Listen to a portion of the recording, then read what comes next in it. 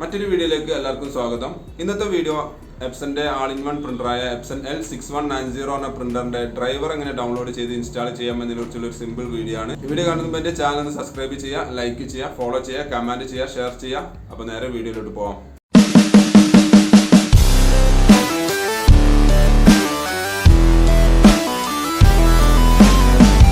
ഏതെങ്കിലും ഒരു browser open ചെയ്തതിനു ശേഷം ഗൂഗിളിൻ്റെ ഹോം പേജ് എടുക്കുക. അവിടെ Epson L6190 പ്രിൻ്റർ ഡ്രൈവർ എന്ന് ടൈപ്പ് ചെയ്തതിന് ശേഷം സെർച്ച് എന്നുള്ളത് കൊടുക്കുക. ഇവിടെ കുറേ വെബ്സൈറ്റുകൾ കാണിക്കുമ്പോൾ അവിടെ ഫസ്റ്റ് തന്നെ നിങ്ങൾക്ക് കാണാൻ സാധിക്കും epson.co.in എന്ന Epson ഇന്ത്യയുടെ വെബ്സൈറ്റ് കാണാൻ സാധിക്കും. ജസ്റ്റ് അതൊന്ന് ക്ലിക്ക് ചെയ്യുക. അത് ക്ലിക്ക് ചെയ്ത് കഴിഞ്ഞാൽ Epson ഇന്ത്യയുടെ ഒഫീഷ്യൽ പേജ് ഓപ്പണായി വന്നിട്ടുണ്ട്. ഇവിടെ ഡയറക്റ്റ് ഡൗൺലോഡ് സെൻറ്ററിലേക്കാണ് ചെന്നിട്ടുള്ളത്. ഇവിടെ നമുക്ക് ആദ്യം ചെയ്യാനുള്ളത് നമ്മളെ കമ്പ്യൂട്ടറിൻ്റെ OS ഏതാണെന്നുള്ളത് ഇവിടെ സെലക്ട് ചെയ്ത് കൊടുക്കണം. കുറച്ച് നേരത്തെ ലോഡിങ്ങിന് ശേഷം ഇവിടെ നിങ്ങൾക്ക് ഓപ്ഷൻ വരുന്നത് കാണാൻ സാധിക്കും.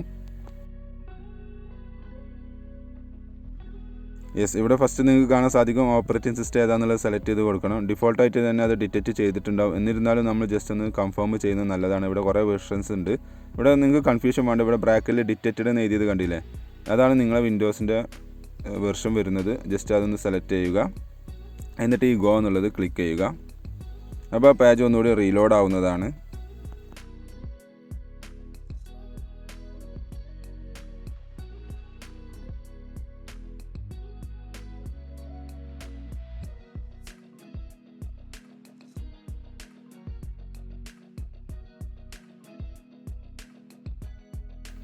അത് റീലോഡായി വന്നിട്ടുണ്ട്. ഇവിടെ നമുക്ക് കുറേ റെക്കമെൻഡഡ് ഫോർ യു പറഞ്ഞ കുറേ ഓപ്ഷൻസ് കാണാം. അതിൻ്റെ ഒന്നും ആവശ്യമില്ല. നേരെ താഴോട്ട് പോകുക. അവിടെ ഡ്രൈവേഴ്സ് എന്നുള്ളൊരു ഓപ്ഷൻ കാണാൻ സാധിക്കുന്നതാണ്.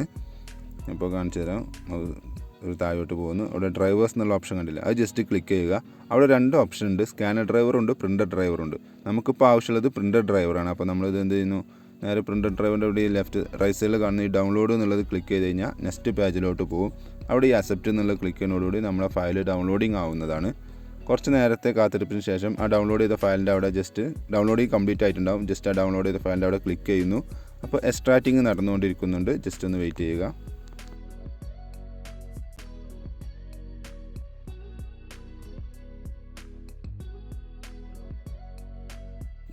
കുറച്ച് നേരം വെയിറ്റ് ചെയ്ത് കഴിഞ്ഞാൽ ഇൻസ്റ്റാളേഷൻ ഫയൽ ഇതേപോലെ ഓപ്പണായി വരും. അവിടെ നമ്മൾ ജസ്റ്റ് ഓക്കെ എന്നുള്ളത് ക്ലിക്ക് ചെയ്യുക.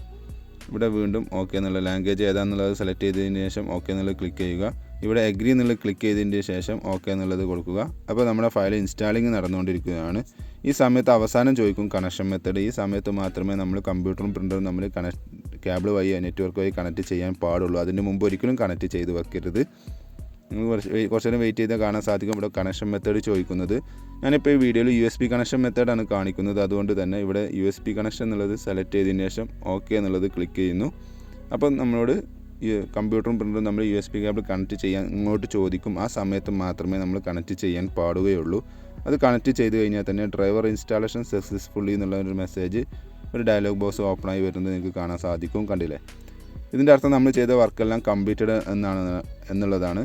ഇതിന് ശേഷം മാത്രമേ സ്കാനർ ഡ്രൈവർ ഇൻസ്റ്റാൾ ചെയ്യാൻ പാടുള്ളൂ. അത് ഞാൻ മറ്റൊരു വീഡിയോയിൽ പറയുന്നതാണ്.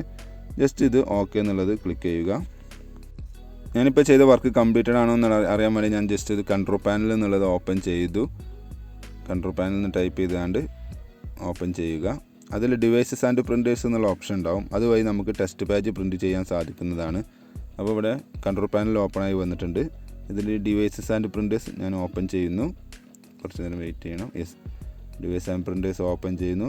എൻ്റെ കമ്പ്യൂട്ടറിൽ കുറേ പ്രിൻ്റർ കണക്ട് ചെയ്തുകൊണ്ട് തന്നെ കുറേ പ്രിൻ്ററിൻ്റെ ലിസ്റ്റ് കാണിക്കും. നിങ്ങൾ കമ്പ്യൂട്ടറിലെ PC അങ്ങനെ കാണിക്കണം എന്നില്ല. കണ്ടില്ല, ഇവിടെ കുറേ പ്രിൻ്റർ ഞാൻ കണക്ട് ചെയ്തിട്ടുണ്ട് ആൾറെഡി. അതുകൊണ്ടാണ് കുറേ ലിസ്റ്റുകൾ കാണിക്കുന്നത്. നിങ്ങൾക്ക് ചിലപ്പോൾ ഇത്രയൊന്നും ഉണ്ടാവില്ല, 1-2 പ്രിൻ്ററിൻ്റെ ലിസ്റ്റ് മാത്രമേ കാണിക്കുള്ളൂ. അതുകൊണ്ട് അത് കൺഫ്യൂഷൻ വേണ്ട. ഇവിടെ നമ്മളെ പ്രിൻ്ററിൻ്റെ പേര് കാണിക്കുന്നുണ്ട്. ഇവിടെ താഴെ കണ്ടില്ലേ കുറച്ച് കളറായിട്ട് നിൽക്കുന്നത്, നിങ്ങൾക്ക് ശ്രദ്ധിച്ചാൽ അറിയാൻ കഴിയും. അതിൽ ചെറിയൊരു വാണിംഗ് മെസ്സേജ് ഉണ്ട്. അതെന്തുകൊണ്ടെന്ന് വെച്ച് കഴിഞ്ഞാൽ സ്കാനർ ഡ്രൈവർ ഇൻസ്റ്റാൾ ചെയ്യാത്തതുകൊണ്ടാണ്. നമ്മളിപ്പോൾ ഈ വീഡിയോയിൽ പ്രിൻ്റർ ഡ്രൈവർ മാത്രമേ പരിചയപ്പെടുത്തി തരുന്നുള്ളൂ. ഞാൻ ഇതിൻ്റെ റൈറ്റ് ബട്ടൺ നോക്കിയാണ്ട് ഇതിൽ പ്രിൻ്റർ പ്രോപ്പർട്ടീസ് എന്നുള്ളൊരു ഓപ്ഷൻ കണ്ടില്ലേ, ഏകദേശം താഴെയായിട്ട് സെൻട്രലായിട്ട് വരുന്നത് നിങ്ങൾക്ക് കാണാൻ സാധിക്കും. ആ പ്രിൻ്റർ പ്രോപ്പർട്ടീസ് ക്ലിക്ക് ചെയ്തു. അപ്പോൾ ഡയലോഗ് ബോക്സ് ഓപ്പണായി വന്നു. ഇവിടെ ഈ പ്രിൻ്റ് ടെസ്റ്റ് പേജ് എന്നുള്ള കമാൻഡ് ഞാൻ ക്ലിക്ക് ചെയ്തു.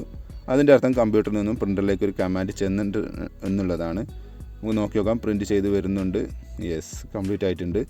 നമ്മൾ ചെയ്ത വർക്കെല്ലാം കംപ്ലീറ്റഡ് ആണ് എന്നുള്ളതാണ് ഇതിൻ്റെ അർത്ഥം. Thanks for watching my video ഇഷ്ടമെന്ന് വിചാരിക്കുന്നു. സബ്സ്ക്രൈബ് ചെയ്യുക, ലൈക്ക് ചെയ്യുക, കമൻറ്റ് ചെയ്യുക, ഷെയർ ചെയ്യുക, ഫോളോ ചെയ്യുക. അപ്പോൾ ഓക്കെ, ബൈ.